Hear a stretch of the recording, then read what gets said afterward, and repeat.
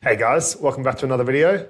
This one's going to be our round 14 trade video, so buys, holds, sells, avoids, all that jazz. Every week I do like to change the tier list slightly, just depending on the circumstances on the round, because every round is slightly different in some degree. This round is obviously a round where we have 17 players instead of 13 for the first time in a couple of weeks. And there's a lot of guys coming back from injury, suspension, either this week or next week that I think are going to pop up as potential options coming into that round 15 bye week and then potentially round 18 as well. So I have added that tier of potential buys for next week.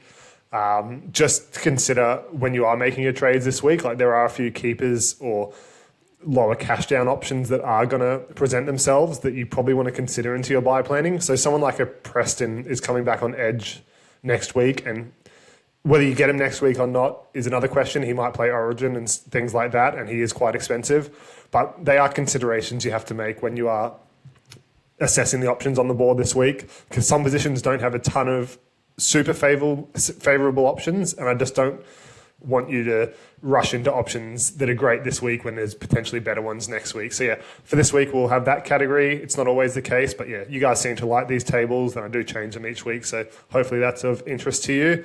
Before we get in, thanks heaps for 300 subs. We hit it overnight after our last video. And yeah, you guys seem to love that video. You do like the niche content, which is great. So that one was all about selling or keep Haas. Yeah, so it's a long video, but if you were interested, feel free to check that one out if you weren't sure what to do with him this week. I'm leaning towards keeping him now with the potential to trade him next week. But yeah, it's up to you. It's going to depend on heaps of team circumstances. So every team's different. And yeah, so don't just use this table as gospel. Obviously, I'm going to go into each one, not every single one, because some of them don't need a deep dive. But yeah, it's super team dependent for all of these guys. Like Damien Cook is an option for a lot of teams, but for some teams with Jazz, Tavanga and stuff, he's not an option. So yeah, just consider that. This isn't exactly what you have to do. I do deep dive into them all. I've got 4 trades on the board potentially this week. I do have 17 trades coming into this round, if you weren't aware of that. So yeah, I'm looking to make a dive this week. Potentially, I think I should have a pretty good round this round if I am using 4 trades, but it's really to get my round 15 and 18 teams up to scratch. And yeah, I'm looking to push up in the ranks. So I don't love selling a Yongi, but I have to get in a Cashie cow this week if I want to get Jaden Campbell. And yeah, we'll get into all of that, but just wanted to give you a quick update if you are new around here. So yeah, ranked 2200th with 17 trades on the board. So yeah, that's all from my team for now, in this video anyway. We'll get into each position. So we'll start with the hookers. So Damien Cook is really the only standout buy for me this week. Standout is maybe a loose term because I don't think he's an amazing option. I do quite like his potential. His upside is severe. I think he could easily average 50 plus, which would make him the second or third best hooker towards the end of the season. Aaron Clark's the standout for sure. And then you've got like Harry Grant and Connor Watson, who are a tier below that, but they both play Origin. So it is a little bit hard to get those top tier hookers this year. And yeah, in 3 games playing 70 plus minutes, he averages 60 this year.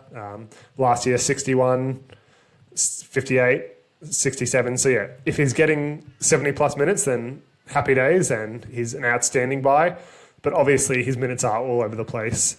There is a bit of concern around the community, like from other content creators more so, that he only played those big minutes because of injuries. And I agree and disagree in some sense. Obviously, it's all opinion-based, so we don't really know what's going on over there.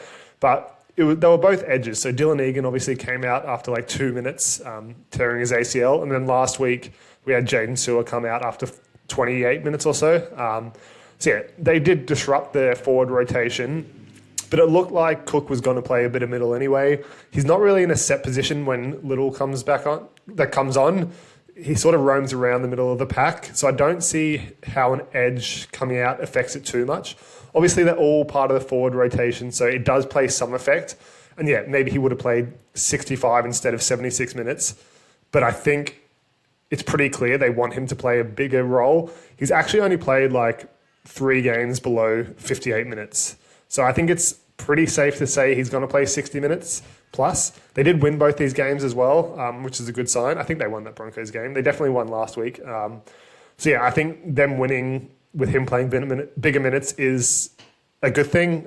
It can't hurt him, obviously. So yeah, I think he will play 60 plus minutes, almost guaranteed. And yeah, even in 70 minutes, he averages 52. So I think at worst, he probably averages around where he's priced at. And he has great coverage playing around 15 and 18. And just with the limited hookers available, obviously a lot of people have Jazz Tavanga, which is fine. I don't have him. If you do have Jazz, I probably wouldn't pick up Cook. There's just no real need to, because you can't play them both unless you move Jazz to middle, obviously. But there's better middles on the board, and you probably want 3 that are averaging 50 plus because there's so many out there. So yeah, Jazz Tavanga does have a bit of concern about him. I don't really talk about him in this video apart from at the end where I talk about him as a hold. But apparently he's playing with a broken rib, which doesn't help, and he's moved to the bench this week. So he's done great for you if you have him. He's a clear hold for sure. But his role is a bit more insecure now. I don't think he's going to get those 60-plus minute games if he is playing with broken ribs. I don't know if that's a rumor or founded. Apparently there was an article, but I had a hectic day yesterday, so couldn't check anything. But yeah, I think there's no real good options on the board that play around 15 and 18, which makes Cook a lot more appealing. And he does have that upside. So yeah, at worst, I think you get him priced at 45 and averages 45. At best, he plays 70-plus minutes most weeks and averages 55-ish. So yeah, clear upside, no real downside, has great buys. And then worst case, I'd say worst case, he's probably around 600K still coming into round 19 where you have to offload him if he's not a keeper. But that's good because you need to get someone like Yo, Cleary, Haas back anyway. And he's a really nice price point where he's not quite a keeper, but he's valuable enough that it makes it an easy transition up to one of those guys. So yeah, I don't think there's really any downside, like in the realm of possibility. Obviously, he could get injured, suspended, stuff like that, but that's the same for any player. So yeah, I think he's a really appealing option. I'm doing it myself. He was pretty much locked into my side last week. I just wanted to see those minutes higher. And yeah, we did have an injury, which makes it a little bit more iffy, but I think he's locked into a 60-plus minute role. There is one caveat.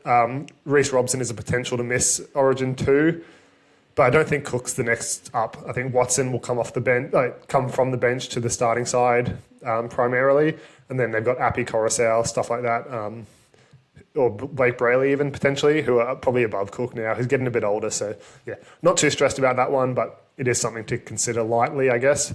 He's got a lower break even, so I think it's now or never. If you want to wait another week, you can to see what those minutes are like. And then he's probably another 20K more expensive. But yeah, I'd be doing it this week. I'm not too concerned. That was a long deep dive into him, but I think he's the only option on the board this week. Sean Mullany or Mulaney, I think it's Mullany. Yeah, not too interested in him. I talked about him in my video on Tuesday at the start of that Haas video. I just don't know what his role is going to be. They've got Chris Randall playing edge. And I think Cleese Haas will come off the bench for Mullany at like the 30-minute mark, and then Randall moves into hooker, and then maybe he plays the last 10, 20 minutes. So I think he plays around a 40 to 50-minute role, but only for 3 weeks while Verrills is out. So it's really, you're not going to get much cash generation. He does have a little bit of a higher break even as well because he scored an 8. So I think his break even's like 39 even. So yeah, there's no potential for making money. He scores probably half decent in those next 3 weeks, including round 15 where you want him. But yeah, he's just used as a cash out option, like a cash down option with the potential to score somewhat well. His reserve grade stats are decent, like 37 points in 65 minutes. I don't think he plays 65 minutes. His base is strong, so maybe he scores like a 30 to 35 with some attacking upside. But yeah, it's not an option for me. I would be looking to avoid him for sure. And yeah, Chris Randall, same team. Talked about him. I think so he plays probably 30 minutes on edge, maybe 30 to 40 minutes at hooker, and then comes off for the last 10, 15 minutes. So probably looking at a 60 to 65 minute role, which is decent for this week and potentially next week. But you've got David Fafita in next week. So he probably, I don't know, they don't really love him. I think Dez is a bit off him, so he might start off the bench. But then that's the same thing as Cleese Haas this week. So yeah, I'd say he probably scores around 40 to 45 over the next 3 weeks or so.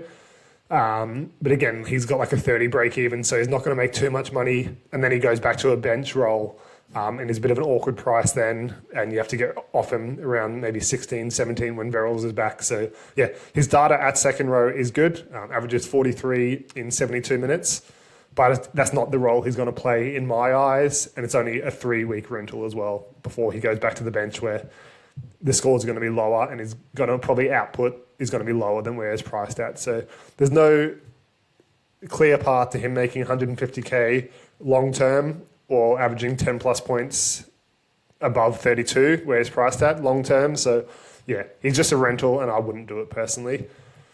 The other ones I'm not interested in are Blake Brayley. Talked about him a few times.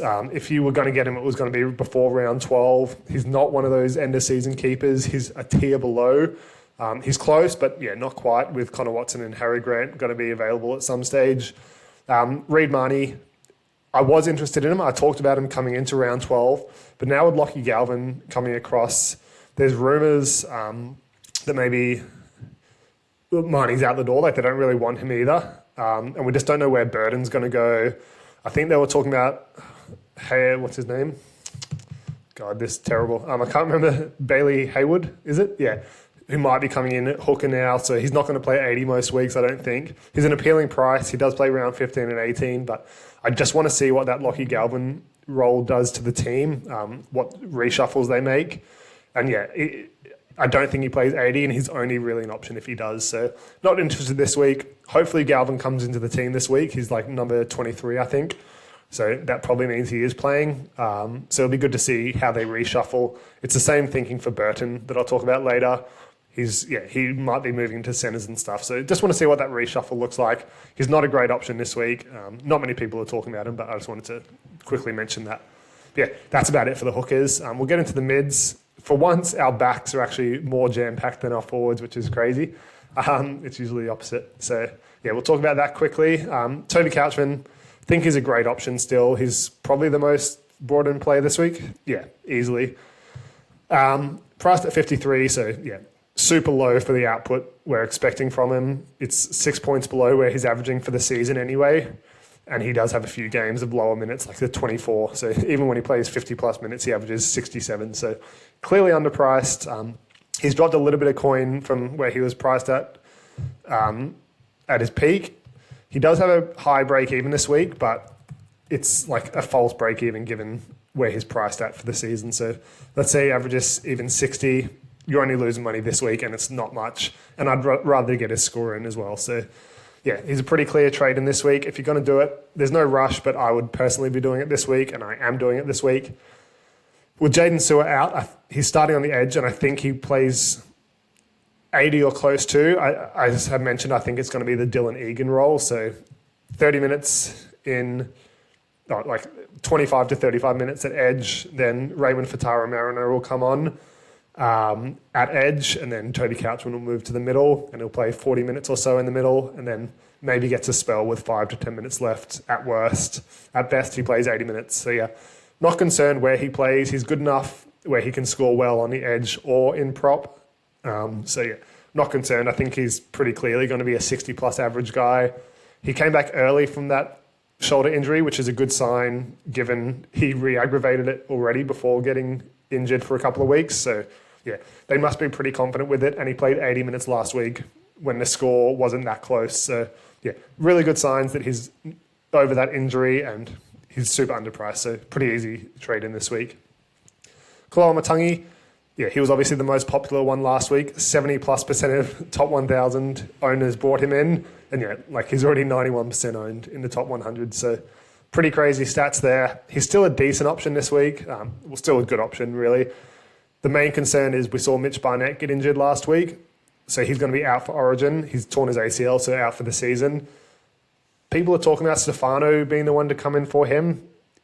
Like, it makes sense given he was 18th or 19th man and Koloamatangi wasn't even on the extended squad. But Stefano only played like 25, 30 minutes last week. Koloamatangi's clearly the better option. Like, I know we're talking about Origin coaches who don't really go off that. Like, the guy didn't even pick up Terrell May after they had 4 New South Wales injuries. So, yeah, there's a chance it is Stefano over Koloamatangi. I'd say it's 50-50 between those two. And then you got Jakey Turbo and Terrell May, who are also in consideration. So I'd say there's less than a 40% chance that he makes Origin, but it is a pretty big risk still. So I'd still be willing to take the risk. I knew it coming into last round that he was a little bit risky on that front, but his output is so good that we don't really care. Like, worst case, you picked him up last week and then he made another, 58K, which is crazy, and obviously scored 85. So it's a little bit more concerning bringing him in this week, but I think you just got to. He's playing 80 minutes in the middle. Like, it's such a secure role. He played a lot of lock last year, which is a very similar role, and averaged 58. So he's a little bit higher than where he's priced at, but he also has the minutes upside now where he's playing 80, which I don't think will be every week, but for as long as it is, I think he's still a good trade in. So yeah, I prefer Couchman over him this week, but I think he's still a great option. Tallis Duncan, I think I have him for consider next week. Yeah, for sure. So I've had him for the last 3 weeks. I thought he was a really good option after this 56, not because he scored 56, but because he played 80 minutes at edge, which is a really good sign. His data last year was solid as, like 47 in 80 minutes, which is really good. That was the only data I had to go off. So it was limited, but yeah, I saw no reason why that couldn't continue. Like, he misses a lot of tackles. The tackle breaks are solid. Tackle count and like the base stats are good. So I was thinking if the missed tackles drop, then yeah, he's going to be a great option. He could average close to 50. Hasn't worked out that way. He's averaging about 33 over the last 3 weeks. But there are circumstances that make me believe that's not going to be the case moving forward. In the first round, he only made 29 tackles, which wasn't great. He wasn't that involved. Had 5 errors in that game as well. But the Broncos were attacking down the other side the whole game. I was watching him like a hawk because no one really picked him up, and I did. So yeah, like there was 5 errors isn't going to continue, and he's going to get more tackles each week after that. So it was a bit concerning there, but I saw no reason to be concerned. Then the next round, he was on 43 after 60 minutes and then got a sin bin. So yeah, he lost 7 there and then came on with like 2 minutes left and didn't score again. So yeah, he was on track for close to a 50, which is great. He obviously lost 7 and then missed 10 minutes of game time. So yeah, he would have got close to 50. Tackle count slightly increased. Yeah, just a few errors again and a sin bin, which isn't going to continue every week. So yeah, I was a little bit more optimistic. And then last week, he scored a 41, which is great. Oh, not great. It's better than he was. Still 10 points above where he's priced at. So yeah, great is probably a good term. But he also missed 5 tackles, which last year he missed 4 games. So it's not that different, but like he's not going to miss 5 every week, as we've seen. It's his most for the year. So yeah, I think each week he's had circumstances where the score is concerning, but the underlying data isn't that concerning. Like they're not stuff that's going to continue each week. It is concerning that he's found 3 different ways to score poorly, but yeah, like they're all very high counts. Like a sin bin you can't account for. So I think there's a clear path to him averaging 40 plus from now on. Plays around 15, plays around 18. I wouldn't do it this week because I want to see him get 80 minutes again before you make that call. But I think he's a better option than Hubner and stuff like that in that middle price range. He is very cheap, so he could be an enabler to mean you can keep Haas and still get a couple of your other guns, and he could score close to a gun, like 45-ish, if things go well for him and he stops being an idiot. But yeah, would wait and see this week. I want to see him actually pump out a good score before you pull the trigger. But yeah, come join me on the Tallis Duncan train. It fucking sucks. So yeah, I'd love to have some passengers. I just realised I probably talked about Tallis Duncan for 5 minutes. That is concerning. He's probably not warranting that much attention, but yeah, one to consider, and yeah, he's a fun one. He sucks. Josh Curran. So yeah, I'm not that interested this week. If you bought him before round 12, well done to you, because he obviously pumped out a 78. It says he played prop. That's just where he was named. He played on the edge, which he's playing this week. Look, you're never going to see 60 tackles again, most likely. He did really well, obviously. He's probably going to score like a 55 to 60 this week. But then you got Preston back next week, and he moved back to that middle of the pack, probably back to prop. And yeah, he probably scores around 45 again. So playing under 70 minutes at prop this year, he's averaging 46 in those minutes. And maybe he gets a couple more minutes with Max King and stuff out. But yeah, like his data has never shown him to be better than a 47 scorer. His break even isn't that low considering he just pumped out a, whatever he scored, like a 70 something, 78. So yeah, like there's not much upside apart from maybe he performs slightly better in 15 and 18 and this round with Max King and Preston out. But yeah, I couldn't do it. He's too expensive. I'd rather just get a top tier gun. And then Hamish Stewart. I talked about him. I didn't love him as an option last week. Just with Couchman back, obviously we didn't know Sewell was going to get injured. But yeah, with Couchman back, probably stealing some middle minutes. And then Emre Gula as 18th man. I thought maybe he comes into the team. Emre Gula is still 18th man. He is not a massive minutes guy, but he does take a few more minutes than some of their bench guys do at the moment, like Pacifica Tonga. So yeah, the minutes output isn't expected to be super high. He did play 54 minutes last week, which is great. If he keeps playing that many minutes, then I think he's a good option because his points per minute is great. But yeah, I think there's a realistic chance he moves down to 45, 50 minutes moving forward, and he probably scores around 45. So he's not a significantly underpriced asset at the moment. And just, yeah, when we don't know what his minutes are going to be like, when they're going to fluctuate, you want to have a bit more certainty if you're going to spend 500k on someone and like a clear path to incredible upside, like someone like a Jerome Hughes, Kalen Ponga, who haven't been scoring amazing, but we've seen their historical data or their role where they're going to score that more than likely. So there's no clear upside to Hamish Stewart. He's probably going to be better than where he's priced at, but not enough to justify a trade in. Then the other two, like AFB and McInnes, obviously both playing around 15, both keepers, so they're ones to consider next week. I don't love them as options. There's obviously a few more guys that are a tier above them that are playing the bye rounds now and playing both 15 and 18, like Toby Couchman, Koloamatangi. So yeah, I don't love them, but they are ones to consider. If you were thinking about like a Hamish Stewart this week, can you get up to a McInnes or AFB next week instead? Yeah, don't love those two, but they're considerations for next week.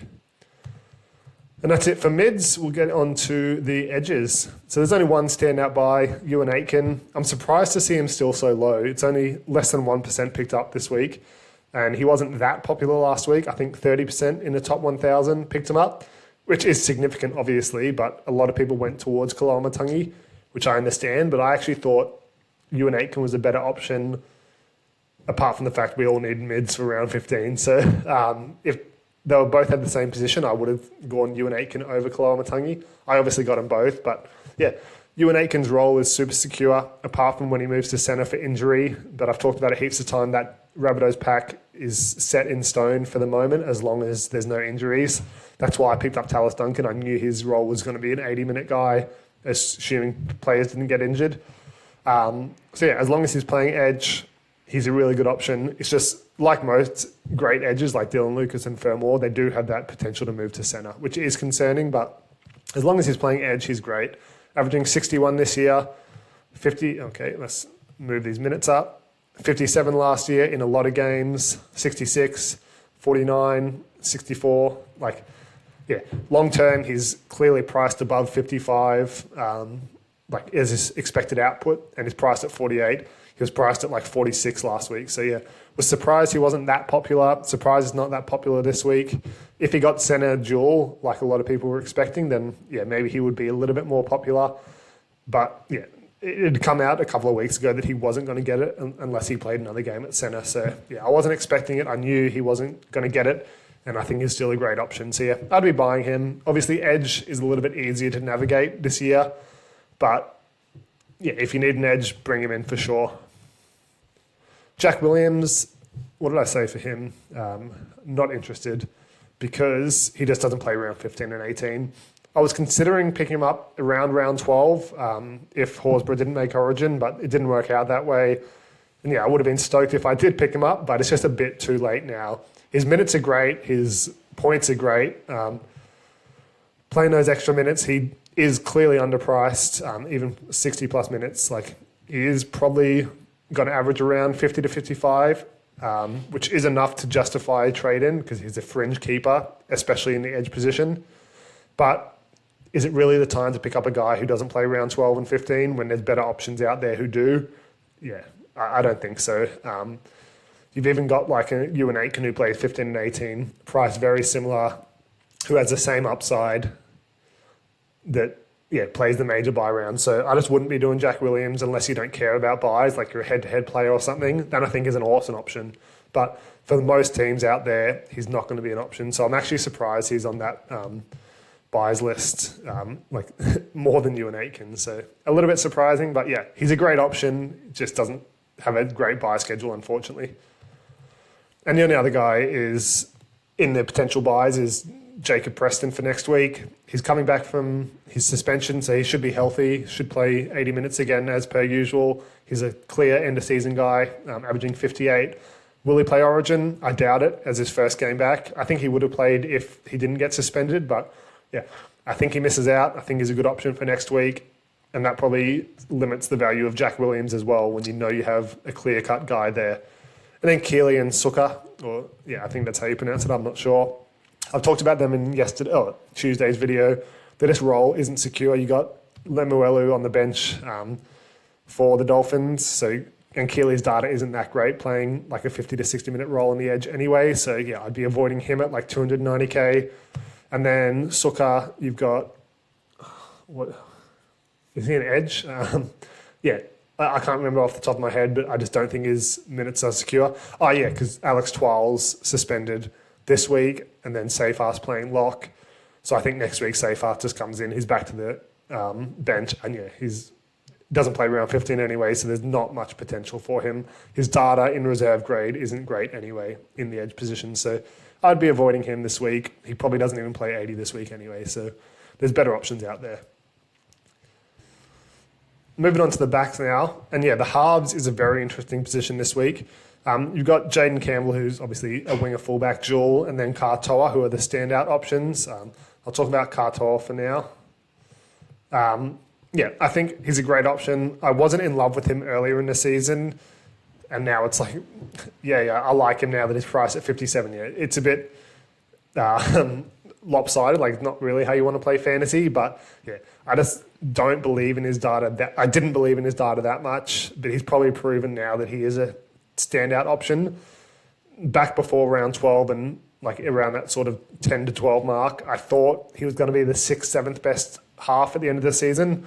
I had like Cleary, Cherry Evans, Jaden Campbell, Hines, a couple of other guys, Jerome Hughes above him. But he's probably a little bit above Nico Hines now, probably above Hughes. He's doing this all in base. He does play round 15, which is great. So I think he's a little bit expensive. It's just how you view him. If you do view him above like Hines and stuff like that and Fogarty's, then feel free to pick him up.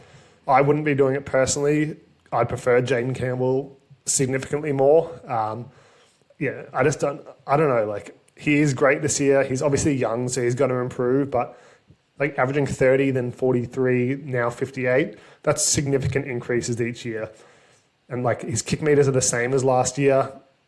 No other data has changed like significantly where it's like none of these stats say, that isn't sustainable. Like I think they are sustainable, but I just find it hard to believe someone's jumped like that much, like double his output in 2 years. So I still don't have him as like a top 3 half, but a lot of people do, and he is above Nico Hines, Fogarty probably for me now, he wasn't above a couple of rounds ago. So if you view him as a great option, feel free. I do think he's a buy. It's just how you view him as an option. And I definitely prefer Jaden Campbell over him. Cherry Evans, so these are all the ones to watch for next week or ones to consider. If he misses Origin, I think he's going to be a great option. A lot of people will want him, which sort of scares me off getting into Katoa this week as well. He plays round 15 and 18 if he misses Origin. They do have the buy in round 16 and 19, so sort of offsets it a little bit, but obviously you want round 15 and 18 more than anything. His data's good, obviously. Like we don't have to talk about that too much. We know what he can be. He's a little bit underpriced on his historical data and what he's averaging this year. And I think if he misses Origin, he'll probably be a bit scorned and maybe up his game a little bit more. So I think he's a great option if he misses Origin, but you definitely don't want to do it this week. He's got a break even of about 60 anyway, so there's no rush. And yeah, you just want 54, and you just want to make sure he's definitely missing Origin first. It's probably about a 50-50 at this stage, so don't get him this week, but one to consider if you are looking to bring in a gun this week. Jerome Hughes, yeah, I think it's getting to the point where we want him. I've been up and down with my takes. I was talking about him like around here as he's super appealing at like 640k, and then he kept picking up a few niggles each week, so it was a little bit concerning. Like he's had like 4 games this week where he's picked up niggles. He's come off early, getting rested over like your Munsters, Pappenhausens, who we're usually used to seeing get rested. He's clearly a step below what he was last year. The only thing I didn't think was sustainable was the tries, but everything else seemed very clear. He did lose his kick meters to Munster for a couple of weeks and then got them back last week when Munster was backing up. I'd like to see another week of him dominating the kicking first before I pick him up. Obviously, he doesn't play round 15, but I think he's a good loop option in round 15. A lot of us are going to have like 3 halves if you keep Savala. So yeah, I think he does actually provide some value in round 15 as a looper if you have 3 halves already. And I think he'll just be so cheap. You can probably, like obviously with the buy, you can get him in round 16 anyway. So just whatever your team needs. But yeah, I think at that price, you've got to take the risks that like he may get injured and stuff like that, which is a little bit higher than a lot of other players, just on the basis that he could easily get back to the second or third best half at the end of the season. I think that's a little bit unrealistic at this stage. Like that's a lot of data to suggest that he won't be.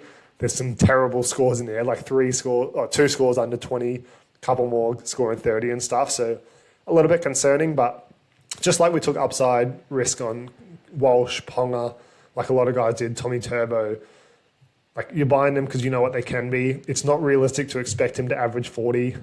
We know he should average like 47, 48 at worst. And yeah, he obviously averaged 60 last year. So if we even get close to that, then like you're laughing. But every other year he's averaged like 48 plus. So yeah, for me, I'm probably getting him in around 16. I was going to get him in this week if I traded Haas, I believe. But now I'm off selling Haas. So he's going to have to wait a week for me. But yeah, I think he's a really clear-cut option in round 15 or 16, depending on your team needs. And yeah, one to consider again if you're looking to buy a keeper this week. Maybe you consider some of these guys. Jamie Humphries, a few people went early on him last week, which was a little bit surprising. He had like a 70 or 80 break even, I think. And obviously we know what he can do at full strength. He came off again with an injury last week. I said in the video, I think over the weekend, that it looked like a bad injury, and someone pointed out that it didn't look bad. And yeah, I wanted to clarify that a little bit. I'm not calling him out. Like, it was a great comment. Like, I think it's worth noting. When I meant it looked bad, I just meant for a halfback to come off in the middle of a game, like usually it has to be a little bit more significant than just a burner or something. And the fact that his name this week, it was a bit surprising to me given he came off last week and you're running off adrenaline. You can get like some injections middle of the game if you want to. I know it was like at the 69th minute, so like it's hard to get those injections and stuff. It's usually at halftime, but yeah, like when you're running off adrenaline, usually you can push through a few more injuries, as we see a lot of players do. So the fact he came off, I thought it was going to be worse than it is. And yeah, the fact that his name this week probably means it's all good. Just wanted to clarify that a little bit. If you were thinking about picking him up, there is probably a little bit of a re-injury rate. I don't even know what the injury was. Yeah, thank you for whoever pointed that out. I think it was Peter. So yeah, props to you for pointing that out. Just wanted to clarify that. But yeah, he's got a high break even this week. We know what he can be. If he scores a 45 even, so 21 worse than his break even, he's going to have a lower break even than that next week. So yeah, I think he's got a clear path to making money. He'll be better in round 15 and 18 when Latrell's off for Origin, because he'll get more kick meters in the game and he'll get goal kicking as well, which is great. So yeah, in 15 and 18, he probably averages close to 50. I just don't know what his output is like with Latrell in the team. We obviously lose goal kicking for most rounds, as he had at the start of the year when he was going massive. His kick meters were insane to start the year as well, and then cooled off when Latrell came back. And yeah, like we haven't really seen much of that anymore. So I don't know where he's going to average. I just know it's going to be above 36. I don't think he's an end-of-season keeper. Like, he probably averages somewhere between 45 and 50. I think the tackle count's sustainable. Not at 26.6 because this game he moved to lock after like 50 minutes or something. So, yeah, he's probably going to average around 23 to 25 tackles, maybe even a smidge less than that. So you've got to lose that. You're probably going to lose 8 points for kicking off the back of that. So, yeah, it's hard. That puts him around 40, 40-ish. But, yeah, probably the missed tackles increase. So I'm rambling on a bit here. I don't really know where I'm going with it, but I think it's a good option if he loses a bit more cash this week. I do prefer Jerome Hughes over him because we know he can definitely get to a keeper level. But I think with his bye schedule, he obviously plays 15 where Jerome Hughes doesn't. I think if you need a cheaper enabler to get in those other guns, I think he is worth taking the upside risk on him, knowing he will be better in 15 and 18 and will average close to 45, 50 in the other rounds. So, yeah, I like him as an option. I'll potentially pick him up next week. Definitely not this week, though. Cody Walker, Jamie Humphries' counterpart. I think he's potentially a better option than Humphries. It's close. It's going to depend how much money he loses this week. So at a 61 break even, if he gets like to 310, 320K, that's really appealing for a guy we know can be half decent. Like 39 last year, 46, 39. So if he's averaging 40 plus, he's going to be priced at about 24-ish, 23 to 25 probably.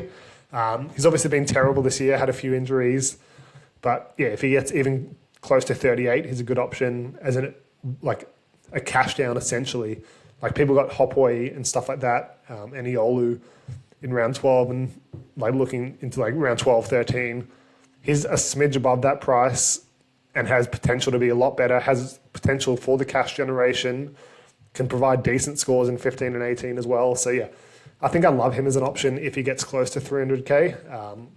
Yeah, we'll obviously wait and see what he looks like this week, see what his role is with Latrell, and then he gets a small boost without him as well.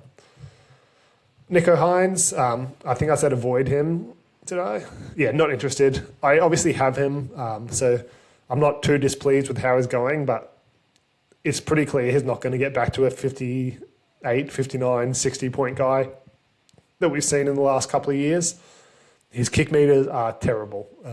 I think it was after this game, I said I was very concerned with how it was trajecting. He had an interview after the game once and said, as long as Trindle's kicking well, like I'm going to back off, something to that degree.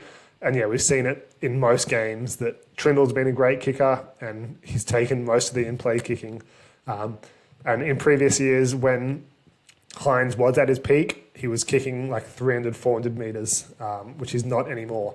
So that's the main concern. He is goal kicking again, which is good. He lost that at the start of the year with his groin injury. So that's not a concern. Tackle count's a little bit higher, which is good. So I think he averages somewhere between 50 and 55 moving forward, which is fine. I just think Katoa's a better option.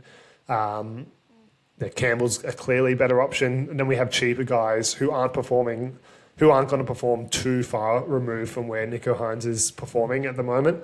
So yeah, I think he's probably not a great option this week.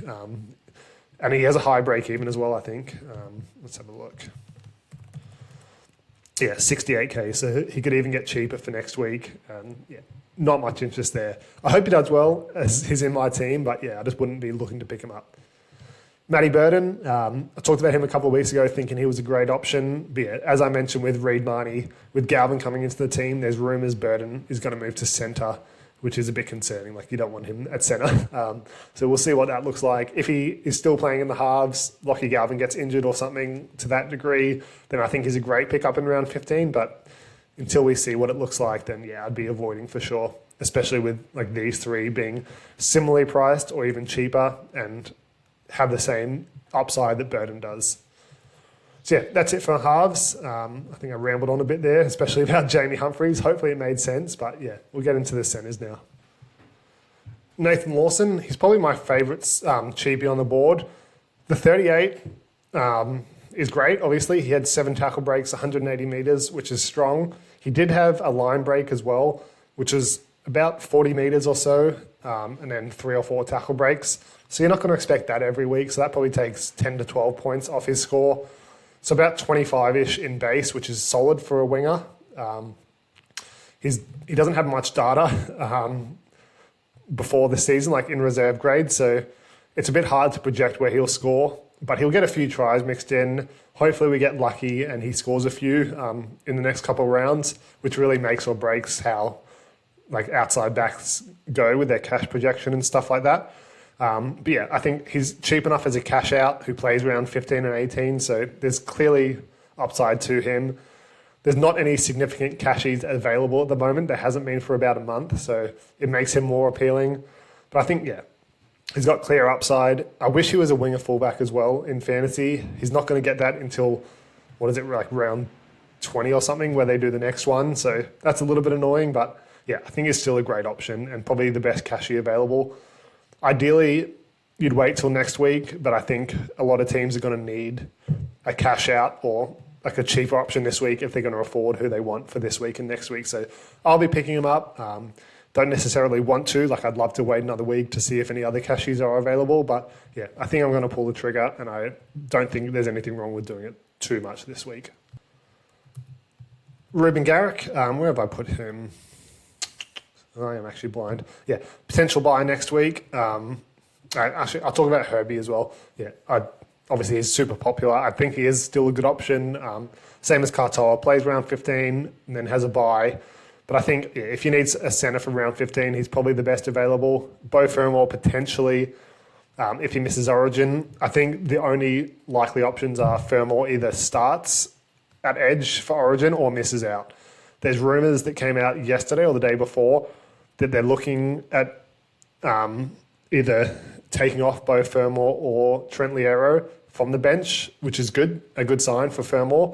But yeah, I would assume that Cotter would move into lock and then Fermor starts on the edge and then Trent Liero drops out. So that's what I expect. But if he misses Origin, I think he is a great option. A little bit cheaper than Herbie. Similar buy schedule as well. So I'd probably prefer Fermor, but if you want to get Herbie, absolutely no worries. Kiraz coming back this week as well. So want to see if he gets through the game, how he looks, and then has that centre winger fullback duel. So I think he's a great option for next week. I'll be looking to get him in, which probably throws me off getting in a Herbie Farnworth or like a winger fullback gun this week, because I think Kiraz is the best option available, assuming he's healthy. So yeah, I want to see what he looks like and then certainly get him in next week. And now Ruben Garrick. He's getting very cheap. I was surprised he was so popular in round 12, given his production. I don't love watching him. It's good that he's a goal-kicking centre, which helps his value, but he doesn't do too much apart from that. Like, he does have his massive upside games where he's going to score 3-4 tries and get an 80, but that's the same as most players. He's not a top-tier gun. I started the season with him because he averages 50 at centre and he was priced at 43, 44 to start the season. But yeah, I don't know, he's averaging 48, he's priced at 42, stats appealing. I'd probably wait and see for next week for sure. His break-even's closer to 60 as well, so there's no rush to get him in this week. He's a very appealing price point, so I get that. But yeah, he just hasn't been great recently. I think he's better when Tommy Turbo's in the team, so he's obviously missing this week as well. We'll be back next week. So yeah, I think he's one to watch for next week. I'd probably still rather get Tedesco over a Garrick if you don't have either. But at that price point, knowing he could potentially get to a keeper level or close to, has that duel, he is of some interest. But yeah, I'd rather get a Teddy if you can, or like a Kiraz especially. But yeah, at his price point, he is one to consider next week, but I wouldn't do it this week. And then Jackson Purdue. I said I'm not interested. I think I put him as a sell last week, even though I knew he'd be better than scoring a 22. But he's an attacking half now that he's moved into there, who doesn't kick much. So same as a Fletcher Sharp. And Fletcher Sharp's been obviously insane. I didn't want him to start the season for the same reasons I don't want Purdue now, because it's hard to score super well as a halfback who doesn't kick, or a 5'8" that doesn't kick, a half for fantasy. So yeah, there's limited upside, given he has such a low floor. On a week-to-week, he could easily score a 65, 70, as we saw last week. But you're also going to have games where he scores 22. Fletcher Sharp is the outlier, not the rule. So Yeah, I think people who are getting him this week or have kept him, like now that he's moved into halves, I think if you kept him, that's totally fine. But yeah, people looking to bring him in this week, I just think he's going to average somewhere between these two scores long term. Like he's probably going to score closer to 35 to 45 each week with a few lower games, a few high games.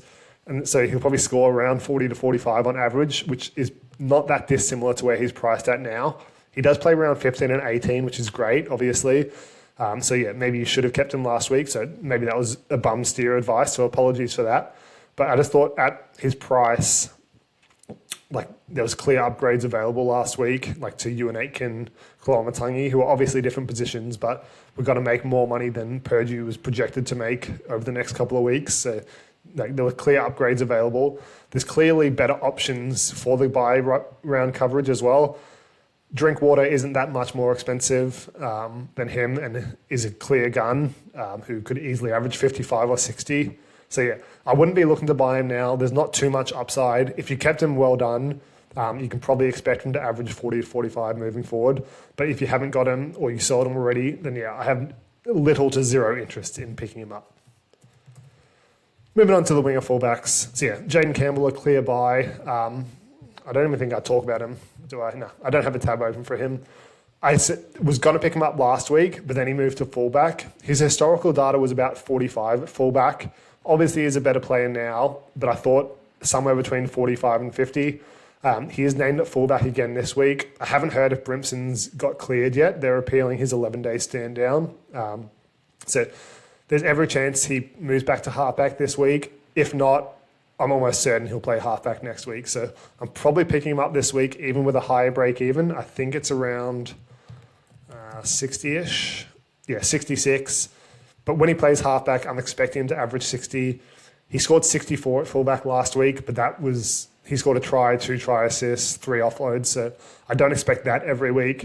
But even if he scores like a 50 to 55 this week, I do want that score. I need a halfback, so I'm bringing him in this week. You can probably wait till next week if he is named at fullback. Try and maneuver your trades where you're trading out someone who plays after Campbell or in the same game. If you do want to pick him up this week. But yeah, if he's playing fullback, I'd look to get him next week. If he's playing halfback, get him this week, would be my advice. James Tedesco, yeah, he's a pretty clear cut option. Don't need to talk about him for next week. He obviously has the bye this week. Scotty Drinkwater, I don't think he's a bad option this week. I'm a little bit surprised he is so high, like 0.71, but that's still fairly high. He's got a 68 break even, so not exuberant. He does have that potential in his bag. We've seen some lower scores. I think I'd wait and see for next week. He doesn't have like monstrous upside where he's likely to score 100 on any week. Like what was his high score last year? 81, and then 2 81s and then a 69. So only like 3 or 4 games averaging above his break even, scoring above his break even. So I'd wait and see for next week. The price point is very appealing. I picked him up after round 9. Not because he scored 68 and 75, just because I thought there was heaps of potential for him to average 55 to 60. He averaged 50 last year, I believe, was it? Yeah, 49 last year without goal kicking. He obviously goal kicks now, so that's another 6-ish points. So that puts him up at 55 already. And the kick meters, he only kicked 126 last year. He kicked 270 in that game.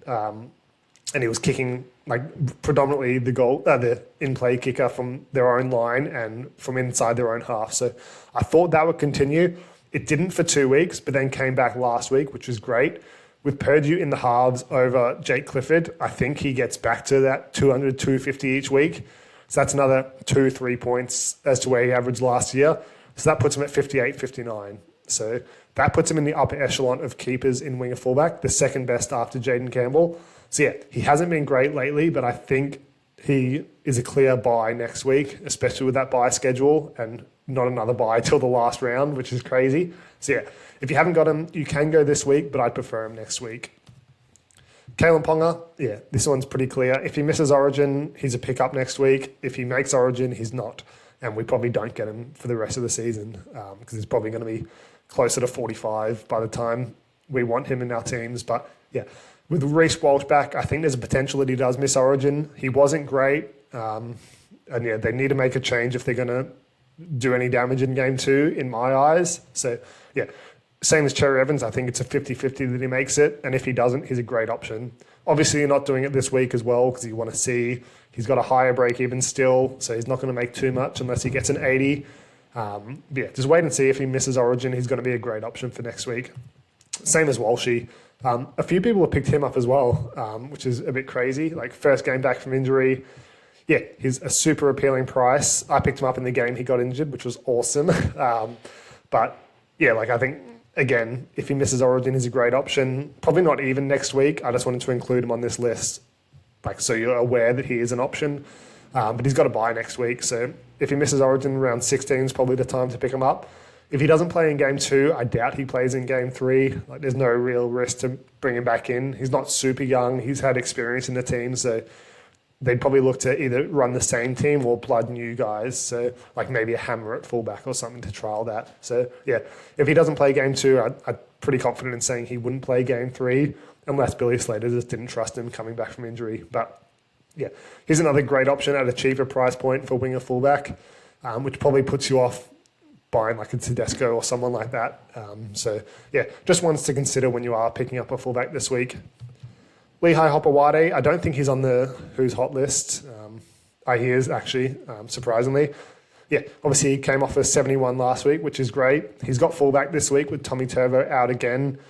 But even with that, he's only averaging 47 for the year. It was about 42 or 43 before that game, and averaged 40 last year with 3 games under 40. So yeah, he's got upside slightly, not gun level upside, and moves straight back to centre after that anyway. So to winger, sorry, after that. So yeah, not interested at all. Obviously he has the buy coverage, but we have a few guys that I've just mentioned who have gun upside that are a cheaper price point and similar buy schedule. So yeah, wouldn't be looking at him at all. The other guys, Heath Mason and Paolo. Heath Mason, obviously, he's playing in the 5'8" position again this week, but Latu Fainu's on the bench. So I think Mason has the runway, given he played well last week. If the Tigers lose, I think Latu Fainu comes back in the starting squad after their bye, and maybe they just want the bye to get him blooded in the team anyway and just roll out with the same team as last week. So yeah, if he was the preferred option, I think he's a great option, but with the risk of Latu Fainu coming into the team at any stage and them also not playing round 15, it really limits his value, so I wouldn't be picking him up. And Jackson Paolo, he has Murray Taulagi coming back from injury next week, so he's only a 1-week rental and doesn't have great historical data anyway. So yeah, that's it. That was very long-winded. That was like 50 plus minutes, so didn't expect it to take that long. Sorry, I did ramble on about a few players, but yeah, we'll move on to our sells or holds now. Not going to talk about all these guys. Like I won't talk about Payne Haas, given I had like a 45-minute video about him yesterday. But most of the others I will talk about. I'll do my holds first, and then I'll do my sells. So Jazz Tavanga, briefly talked about him at the start of this video. I didn't love him as an option last week, if you hadn't missed out on him previously, because I knew his role would be good with Jakey Turbo out of the team, but moving forward, when Jake's back, we don't know what that role is going to be. His points per minute is good, especially when he does play less minutes, but with a differing role in like round 15 and 18 potentially, where we actually want him for, yeah, he was just too expensive for me to take that risk. And yeah, obviously pumped out a 51, which isn't too dissimilar to what I thought he'd average, but we've seen it this week. He's moved back to the bench already with Jakey back on, even with him playing 80 and 69 minutes and being really good in real life. So yeah, that was obviously the risk. I didn't think he'd move to the bench. Like I thought he'd been too good to not start. And there's a chance he still does start. But yeah, it did come out. He's got a rib injury, potentially broken ribs. So apparently he's playing on, but like that is a concern and probably means he plays less minutes this week. And then who knows for next week. I doubt Jake plays Origin, especially after that concussion. But yeah, he's just a little bit too expensive now. But obviously hold him if you already kept him. And yeah, well done to you if you picked him up around that price point. That's awesome. He's already done enough for you. Hold for another week, at least for round 15. And then potentially move on in round 16, depending on how Cook does, I guess, and how he looks with his role and injury. Riley Smith, pretty clear hold this week. Obviously, he doesn't play in round 18, round 15 or 18, but got that lower break even. I think his expected minutes are going to be a little bit higher this week. Joash Papali was, I said it last week, he was going to steal minutes off him. They came out and said that. He still played 66 minutes, which is great. That's about where I thought. But he's off the bench now at the time of recording, unless things change in like the hours before kickoff. But I think he probably plays close to 80 again, which is good. And he's just been so good, like with his tackling and stuff. He's getting close to to being priced at where he's averaging.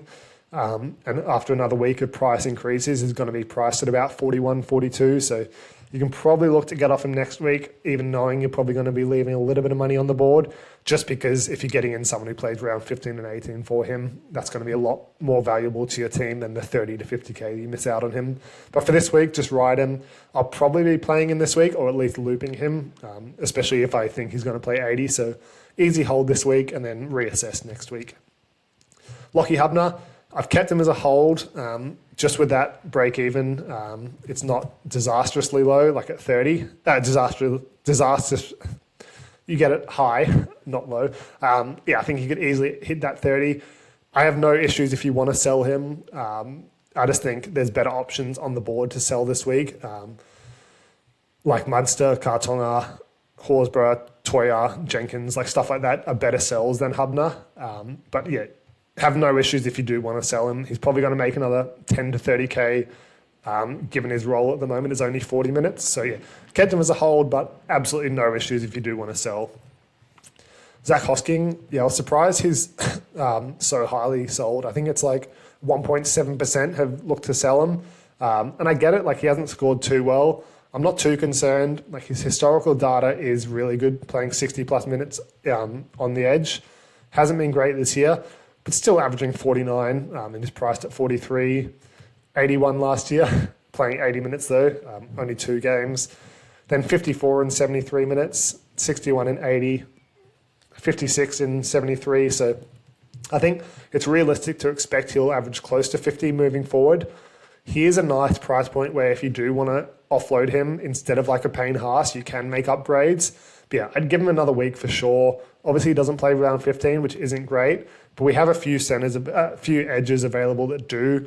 Preston coming back next week, Ewan Aitken, Dylan Lucas, stuff like that. So there isn't really a need to sell him unless you're upgrading another position. So I'd look to keep him this week. If we get another subpar score at like a 35-40, then maybe he is worth selling and just cutting our losses, knowing he wasn't as good an option as we thought he would be. But I'd be holding this week unless you've got a clear upgrade you want to trade him for that you can't get any other way, unless you have to like sell Haas and you don't want to do that. So kind of see the merit, but he's an easy hold for me. Mark Nwanga-Nitawase, I left him as a hold just because of his buy schedule. Again, like with Hubner, you can probably sell him if you want to. I think Toya is a better sell if you have both, just because he's going to miss round 15, 18, and potentially 16 backing up from Origin, assuming he makes the team. He is a little bit more expensive than Toya, so maybe you need that extra 20K or so, but he's going to play round 15. I'd look to keep him just for that. You can loop him this week, and at winger, fullback, and centre, you can easily double loop him, which is really handy. Like if you loop him at either winger, fullback, or centre, and then move him to the bench if your option does well. So clear loop option this week. Decent option for round 15 anyway. If you have a clear upgrade, again, feel free, but he's just on the border of a hold for me. Tamale, I've left him as a hold. I think he's a more clear-cut hold than some of those other guys that are fringe guys, just because he plays round 18 as well, and that's really important. I know he doesn't play round 15. His break-even's a little bit lower. He's coming off a really good score without a try, which is good. The Raiders have the softest strength of schedule moving forward. They don't play another top 8 team, as someone mentioned in the comments, which is great. So I think you can probably look to hold him for round 18. If you're keeping him for this round, you may as well just keep him for round 18. If you're selling him this week, no real issues. I was going to sell him last week. I was trying my hardest, but I couldn't quite get there up to Campbell. So yeah, I ended up keeping him and it worked out really well. And I'll probably be looking to keep him for round 18 now. And then he's almost certainly a sell in round 19. We just need a few tries from him. He's getting a little bit more ball the last couple of weeks, but still not great. But yeah, I think he's a good option to keep just for round 18 if you can. But again, if you need to upgrade him, more than welcome to. I'm potentially upgrading him next week for someone like a Kiraz if he does well. Because yeah, after my trades this week, I've got Savala, Tamale, and Riley Smith as my only 3 real trade out options. So there's every chance I get rid of him next week anyway. And was that the last one? No, there's one more. Iongi. So yeah, I'm trading him this week because I have to essentially. I think he's a better trade out than Tamale just because he doesn't play 15 or 18. His break even is a little bit lower, but he doesn't have the pedigree. He definitely has a low score in him, and it only takes one bad score for his price rises to evaporate. Whereas Tamale, he does have that massively high potential. His floor isn't quite as low as Iongi, so yeah, no issues if you want to get off Iongi, but I'd probably look to hold him this week if you can, and then almost certainly get rid of him next week. That's all for the keeps, holds, and then we'll move on to our sells. So yeah, Horsburgh, I got off him last week, mainly because of the expected minutes. Like he hadn't played 50 plus in a while, apart from like one round. 55 plus minutes in a while. So yeah, I was a little bit concerned on that front.